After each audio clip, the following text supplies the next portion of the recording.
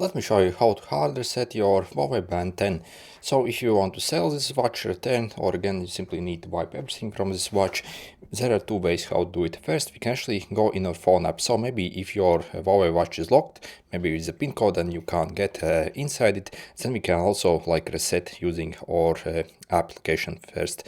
So over here in the device tab, go on your Huawei Health over here, and you will see this option restore factory settings. So yep, click restore basically, and it will basically do a full like reset essentially on that watch.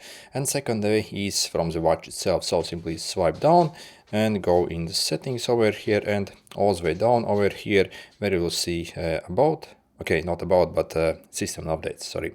So over here basically we can click this reset option over here. So if I click, yep, confirm, and it will pretty much erase everything from the watch and return to the factory state. So let's see how long it takes. Okay. And basically, again, it will wipe everything from your watch. So again, if you have something on watch, it will again completely get deleted. So be aware of this. And yeah, it's fully ready. Anyway, good luck.